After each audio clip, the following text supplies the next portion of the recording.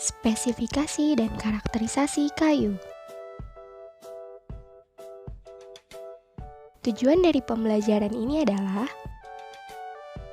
siswa dapat memahami sifat utama kayu, siswa dapat memahami sifat fisik kayu, siswa dapat memahami bagian-bagian kayu, siswa dapat memahami penyusutan kayu, siswa dapat memahami keawetan kayu, siswa dapat memahami jenis-jenis kayu. Bahan konstruksi kayu. Bahan kayu masih sering digunakan pada konstruksi bangunan, khususnya rumah sederhana seperti untuk kerangka atap, kuda-kuda, tiang bangunan, dan kusen pintu atau jendela. Sifat utama kayu adalah: pertama, hasil sumber daya alam, yaitu dapat diperbaharui dan tidak mudah habis. Yang kedua, mudah diolah, yaitu bahan bangunan yang mudah diolah menjadi bahan lain. Yang ketiga, memiliki sifat khusus, yaitu sifat elastis, keuletan, dan ketahanan terhadap pembebanan tegak lurus atau sejajar seratnya. Sifat fisik kayu. Yang pertama adalah warna, dipengaruhi oleh lapisan kayu teras dan kayu gubal, umur pohon, kelembapan, dan lama penyimpanan. Yang kedua adalah pola serat, yaitu menentukan kekuatan kayu saat menerima pembebanan. Yang ketiga ada tekstur, yaitu dipengaruhi oleh ukuran sel-sel kayu. Yang keempat ada bau kayu, dipengaruhi oleh perbedaan zat organik yang terkandung di dalam kayu. Yang kelima ada tingkat kekerasan kayu. Kekerasan kayu ini dipengaruhi oleh berat jenis kayu. Bagian-bagian kayu. Berikut adalah gambar dari bagian-bagian kayu. Ada kulit luar, kulit dalam, kambium, kayu gubal, kayu teras, hati, lingkaran tumbuh, jari-jari kayu. Yang pertama, kulit luar yang berfungsi untuk melindungi pohon dari pengaruh iklim. Yang kedua adalah kulit dalam, yaitu menyalurkan bahan makanan dari daun ke bagian pohon lainnya. Yang ketiga ada kambium, yaitu membentuk kulit luar dan membentuk kayu baru. Yang keempat ada kayu gubal, yang mengangkut bahan makanan dari tanah menuju daun.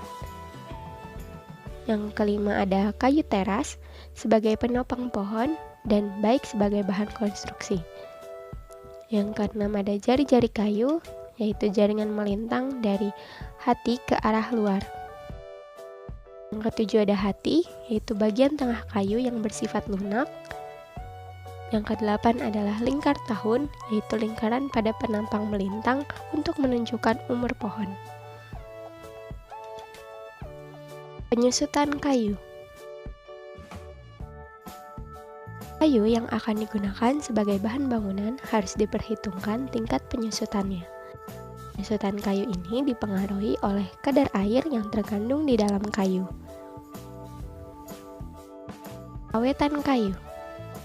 Keawetan kayu dibagi menjadi beberapa kelas. Yang pertama adalah kelas 1 dengan keawetan sangat baik, yaitu kelas 2 dengan keawetan baik, kelas 3 dengan keawetan cukup, kelas 4 dengan keawetan kurang baik, dan kelas 5 dengan keawetan buruk.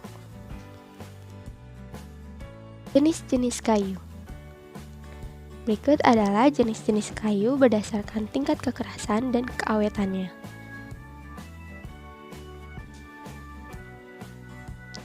Rangkuman dari video pembelajaran ini adalah: pertama, kayu sebagai bahan bangunan sangat melimpah di Indonesia, sehingga kayu banyak digunakan dan dibutuhkan masyarakat sebagai bahan konstruksi. Yang kedua, kayu termasuk bahan bangunan mentah yang mudah diolah menjadi beberapa bahan bangunan, seperti balok tiang, kusen pintu dan jendela, daun pintu dan jendela, usuk, dan lain sebagainya. Yang ketiga, sifat fisik kayu dapat dibedakan dengan panca indera, yaitu terdiri atas perbedaan warna, bau, pola serat, tekstur, dan kekerasan kayu. Yang keempat, penyusutan kayu dipengaruhi oleh kadar air yang terikat di dalam dinding sel kayu. Kondisi air yang terikat tersebut dikatakan sebagai titik jenuh serat. Yang kelima, keawetan kayu dipengaruhi oleh cara penyimpanan dan penempatan kayu, serta pengaruh cuaca. Kayu yang ditempatkan di luar ruangan akan cepat rapuh dan rusak akibat air hujan dan panas matahari. Terima kasih. Ada yang ingin bertanya?